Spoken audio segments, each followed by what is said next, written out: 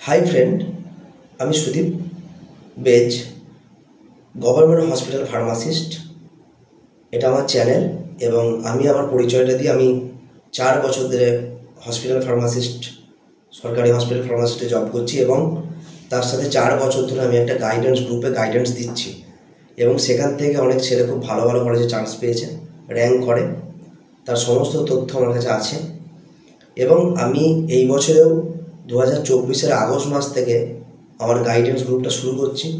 তো আমি এই যে ভিডিওটা আজকে বানাচ্ছি এর উদ্দেশ্য হচ্ছে আমার পরিচয়টা দেওয়া এবং তার সাথে একটা ডেমো ক্লাস কিছু বানানো, মানে ডেমো ভিডিও বানানো, যাতে করে সেই ভিডিওটাতে আমি কেমনভাবে পড়াচ্ছি, কতটা সহজভাবে আমি বুঝিয়ে বেসিক লেভেল থেকে পড়াই, সেটা অনেক স্টুডেন্টদের কাছে পৌঁছায়।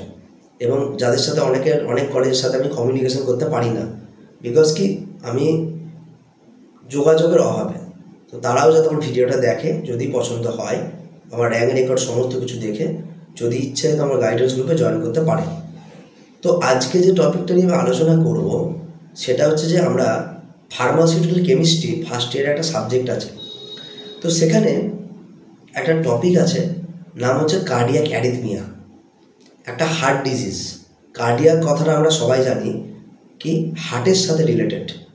তো একটা হার্টের ডিসঅর্ডার বা ডিজিজ আছে যেটাকে বলা হয় কার্ডিয়াক অ্যারিথমিয়া।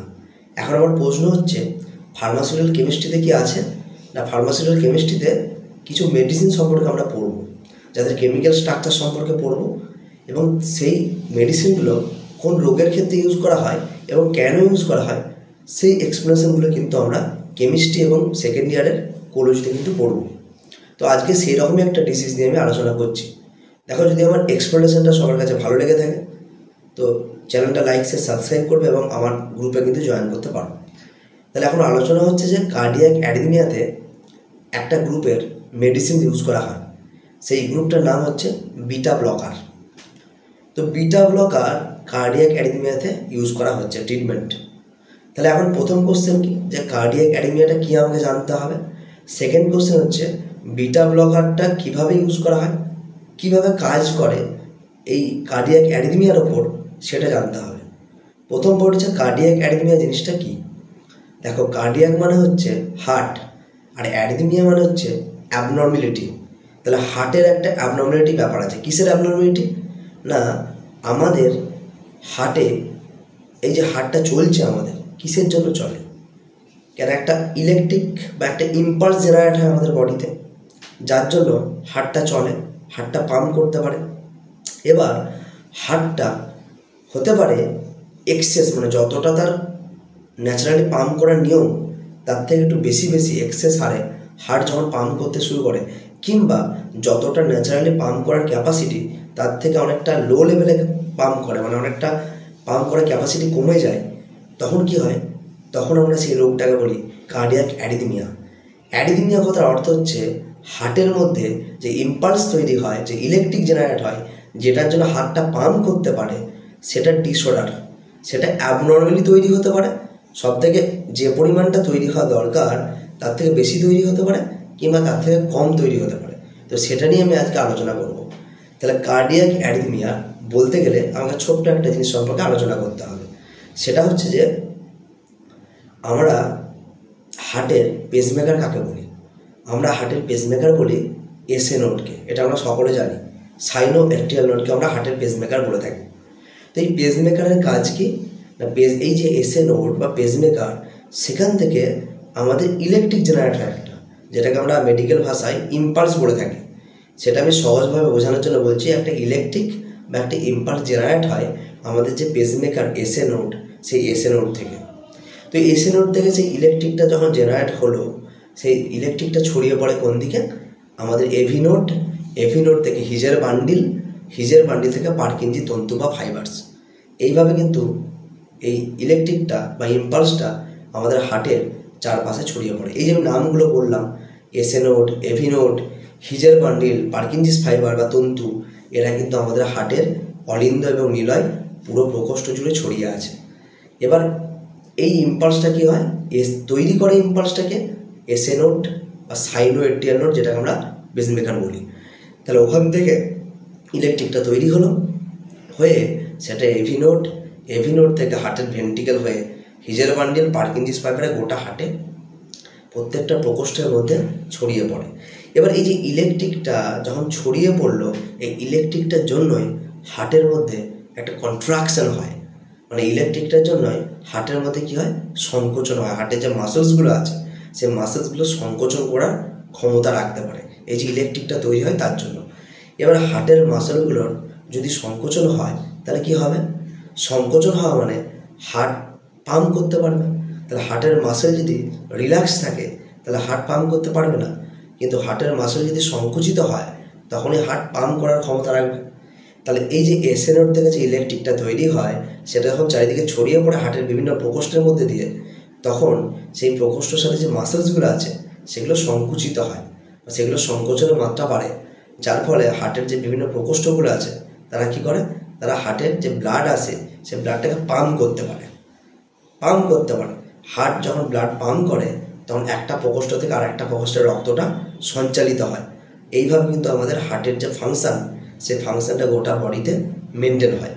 তাহলে এখন প্রবলেমটা কি হয়, যাদের কার্ডিয়াক অ্যারিথমিয়া হয় তাদের যে প্রবলেমটা হয় কি, এই যে এসএ নোড থেকে যে আমাদের ইলেকট্রিক বা কারেন্টটা তৈরি হচ্ছে, জেনারেট হচ্ছে, কি হয়, যে পরিমাণ ইলেকট্রিক জেনারেট হওয়ার কথা, যে পরিমাণ কারেন্ট আমাদের বডিতে লাগে হার্টকে চালনা করার জন্য, তার থেকে অনেকটা বেশি মাত্রায় কি হয় না ইলেকট্রিক জেনারেট হতে শুরু করে। এটাই হচ্ছে অ্যাবনর্মালিটি। এক্সেস হারে ইলেকট্রিক জেনারেশন হতে শুরু করে আমাদের হার্টের যে এসএ নোড থেকে। ওকে, যার ফলে কি হয়, আমাদের বডিতে এক্সেস ইলেকট্রিক অ্যাক্টিভিটি বা ইম্পালস অ্যাক্টিভিটির মাত্রাটা বেড়ে যায়। যার ফলে কি হয় না আমাদের হার্টগুলো, যে হার্টের যে মাসেলগুলো আছে সেগুলো যে পরিমাণ কন্ট্রাকশন মানে সংকোচনের মাত্রা থেকে তার থেকে অনেক গুণ বেড়ে যায়। এবং হার্টের সংকোচনের মাত্রা যদি বেড়ে যায় তাহলে হার্ট আগে নর্মালি যতটা হারে পাম্প করতো তার থেকে আরও বেশি বেশি করে পাম্প করবে। তাহলে যদি বেশি বেশি করে পাম্প করতে পারে তাহলে কী হবে, হার্টের ফোর্স এবং রেট এবং হার্টের যে বিট সেটা বেড়ে যাবে, যার ফলে একটা প্যালপিটেশন টাইপের আমাদের হয়। এটাই হচ্ছে আমাদের কার্ডিয়াক অ্যারিথমিয়ার একটা পার্ট। অপরদিকে কি হতে পারে, অপরদিকে হতে পারে এই যে এসএ নোড যেখান থেকে আমাদের ইলেকট্রিকটা জেনারেট হয় সেইখান থেকে কম পরিমাণে ইলেকট্রিক বা ইম্পালস তৈরি হতে পারে, যার ফলে আমাদের যে পরিমাণ ইলেকট্রিকটা দরকার বা যে পরিমাণ ইম্পালসটা আমাদের হার্টের মাসেলগুলোকে সংকোচনের জন্য দরকার সেই পরিমাণ ইলেকট্রিকের মাত্রাটা পাওয়া যায় না। তখন হার্টের মাসেলগুলোর সংকোচনের মাত্রাটা কমে যায়, যার ফলে হার্টের যে পাম্পিং ক্যাপাসিটি সেটাও কম হয়, যার ফলে হার্ট বিটটাও কিন্তু কম হয়। এই যে হার্টের বিটটা যখন 55 বিটস পার মিনিট হয়ে আসে তখন সেটাকে আমরা বলবো ব্রাডিকার্ডিক কন্ডিশন। এই যে যখন এসএ নোড ঠিক মতো ইলেকট্রিক তৈরি করতে পারে না, ফরমেশন করতে পারে না, তখন আমাদের যে কন্ডিশনটা দেখা যায় সেটা হলো ব্রাডিকার্ডিয়া। আর যখন এসএ নোড এক্সেস পরিমাণে ইলেকট্রিক জেনারেট করতে শুরু করে তখন সেই কন্ডিশনটাকে বলবো ট্যাকিকার্ডিয়া।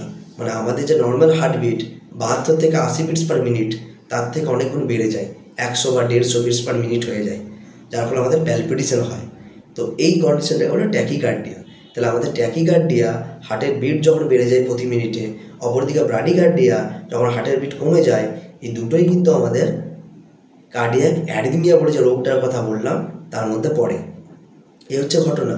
তবে আমরা মেজরিটি কেসে দেখি 90% কেসে কিন্তু আমরা অ্যারিথমিয়া বলতে মেজরিটি যে সিমটমগুলো লক্ষ্য করি, প্যালপিটেশন, হার্টের রেট বেড়ে যায়, হার্টবিটটা বেড়ে যায়, এই কেসগুলো কিন্তু আমরা বেশি দেখি। তো ঘটনা হচ্ছে আর কি হতে পারে, তাহলে আমাদের এসএ নোড থেকে যে ইলেকট্রিক বা ইম্পালস জেনারেট হয় সেখানে অ্যাবনর্মালিটি থাকার জন্য আমাদের কার্ডিয়াক অ্যারিথমিয়াটা হতে পারে। অপরদিকে কী হতে পারে, আমাদের যে এসএ নোড থেকে এভি নোড থেকে হিজের বান্ডিল থেকে পার্কিনজি ফাইবার্স বা তন্তু, এইভাবে যে আমাদের ইলেকট্রিকটা হার্টের একটা প্রকোষ্ঠ থেকে আরেকটা প্রকোষ্ঠের মধ্যে যে ছড়িয়ে পড়ে, এবার এই যে ছড়িয়ে পড়ছে এদের তো একটা রেট আছে, মানে এদের তো একটা কন্ডাকশন রেট আছে, এরা যে বাহিত হচ্ছে কতটা স্লো যাচ্ছে কতটা স্পিড যাচ্ছে এদের তো একটা রেট আছে নির্দিষ্ট। তাহলে এবার যে পরিমাণ বা যে রেটে এদের ইম্পালসটা যাওয়ার কথা দেখা যাচ্ছে সে তার থেকেও একটু স্পিডে যাচ্ছে, যার ফলে স্পিড রেটে কন্ডাকশন হচ্ছে, বাহিত হচ্ছে, যার ফলে অনেক সময় কী হয় হার্টের মাসেল কন্ট্রাকশন রেট সংকোচনের মাত্রাটা বেড়ে যায় এবং তখনও কিন্তু হার্টবিটটা বেড়ে যাওয়ার একটা সম্ভাবনা থাকে। গেল।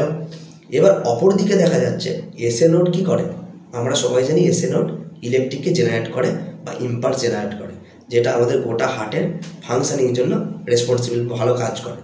কিন্তু ঘটনা হচ্ছে যদি দেখা যায় তার পাশে যে আরেকটা নোড আছে যেটাকে আমরা এভি নোড বলি, সেই এভি নোডও পাকাগিরি করে, এভি নোডও গার্জেন সাইনাস এসএ নোডের মতো করে ইলেকট্রিক জেনারেট করে বসে অ্যাবনর্মালি, তখন কি হবে? তখন এসএ নোড এবং এভি নোড দুটো নোড থেকে আবার ইলেকট্রিক জেনারেট হতে শুরু করে, যার ফলে তখন ইলেকট্রিকের মাত্রাটা বেড়ে যায় বা ইম্পালসের মাত্রাটা বেড়ে যায়, যার ফলে কি হয়? আমাদের হার্টের মাসেলের সংকোচনের মাত্রাটা বেড়ে যায় এবং তার ফলে হার্টের ফোর্স এবং রেটটাও কিন্তু সেক্ষেত্রে বেড়ে যায়। বোঝা গেল? যার ফলে কিন্তু হার্ট বিটটাও বেড়ে যায়। তখন কিন্তু প্যালপিটেশন বা আমাদের ট্যাকিকার্ডিয়া হতে পারে, যেটাকে আমরা মেডিকেল ভাষায় বলি কার্ডিয়াক অ্যারিথমিয়া। অর্থাৎ কার্ডিয়াক অ্যারিথমিয়া মানে হলো abnormally formation of the impulse, abnormally conduction of the impulse বা ইলেকট্রিক। যে ইলেকট্রিক বা ইম্পালসটা তৈরি হচ্ছে সেটা স্বাভাবিকের থেকে অ্যাবনর্মালি তৈরি হয়, আর যে ইলেকট্রিকটা বাহিত হচ্ছে একটা জায়গা থেকে আরেকটা জায়গাতে সেই অ্যাবনর্মালি বহন হচ্ছে। হয়তো দেখা যাচ্ছে যে রেটে বহন হওয়ার কথা তার থেকে স্পিডে বাহিত হচ্ছে, বা যে রেটে বহন হওয়ার কথা তার থেকে কম রেটে বাহিত হচ্ছে। এই কারণের জন্য কিন্তু আমাদের কার্ডিয়াক অ্যারিথমিয়াটা হয়। আর এই কার্ডিয়াক অ্যারিথমিয়াটা সব থেকে বেশি আমরা বুঝতে পারি কীভাবে, যে কোন পেশেন্টের হয়েছে না, আমরা ইসিজি, ইলেকট্রোকার্ডিওগ্রাম, এই ইসিজি বলে একটা টেস্ট হয়। এই ইসিজি যদি আমরা গ্রাফ, ইসিজি একটা পেপারের মধ্যে একটা গ্রাফ তৈরি হয়, এই গ্রাফের মাধ্যমে আমরা বুঝতে পারি হার্টের বিটটা যদি বেড়ে থাকে, হার্টের বিট বাড়া নাকি কমা, সেটা ইসিজি গ্রাফের সাহায্যে আমরা বুঝতে পারি। এখন আমাদের প্রশ্নটা কী ছিল, যে বিটা ব্লকার সেটা কিভাবে কার্ডিয়াক অ্যারিথমিয়ার ক্ষেত্রে কাজ করে। আশা করছি যারা ফার্স্ট ইয়ার তারা বিটা ব্লকার, আলফা ব্লকার এগুলো অবশ্যই জানা আছে, কারণ এগুলো আমি অলরেডি গ্রুপে আলোচনা করেছি, খুব ইম্পর্টেন্ট জিনিস। বিটা ব্লকার মানে হচ্ছে, বিটা কিছুই না, বিটা হচ্ছে একটা রিসেপ্টার্স। রিসেপ্টার মানে প্রত্যেকটা মেডিসিনকে কাজ করতে গেলে আমাদের বডিতে একটা সাইডে বসতে হয়। আমাদেরকে কাজ করতে গেলে যেমন চেয়ারে বসতে হয়, তেমনি প্রত্যেকটা ওষুধকে আমাদের বডিতে কাজ করতে গেলে তার নিজস্ব একটা সাইডে বসতে হবে। যে সাইডে ওষুধটা বসবে সেটাকে আমরা বলবো রিসেপ্টার্স। তেমনি এই যে বিটা যে নামটা বললাম, বিটা, আলফা, বিটা, এগুলো হচ্ছে একটা রিসেপ্টার্স। এই রিসেপ্টার্সগুলোকে ব্লক করে, মানে রিসেপ্টারগুলোকে ব্লক করে কিছু মেডিসিনস আছে, যে মেডিসিনগুলো রিসেপ্টারটাকে ব্লক করে। তাহলে এবার প্রথমে জানতে হবে যে এই রিসেপ্টার ব্লকের সাথে দাদা কার্ডিয়াক অ্যারিথমিয়া বা হার্টের প্যালপিটেশন বা হার্টের রেট বেড়ে যাওয়ার কী সম্পর্ক, কীভাবে ট্রিটমেন্ট করব। দেখো, ঘটনা হচ্ছে যে আমাদের বিটা রিসেপ্টার যেটা আছে, প্রথমে জানতে হবে সেটা কোথায় পাওয়া যায়। বিটা রিসেপ্টারের মধ্যে একটা সাবটাইপ আছে, সেটা হচ্ছে বিটা 1। এই বিটা 1টা পাওয়া যায় আমাদের হার্টে। তাহলে বিটা 1টা কী করে, বিটা 1 রিসেপ্টারটা আমাদের হার্টের যে ফোর্স এবং রেটটা সেটাকে বাড়ায়, যার ফলে আমাদের হার্টবিটটা বাড়ে। এবার এটা হলো। এখন ঘটনা হচ্ছে, তাহলে বিটা ব্লকার মানে কি, বিটা রিসেপ্টারটাকে ব্লক করে দিচ্ছে, বন্ধ করে দিচ্ছে, স্টপ করে দিচ্ছে।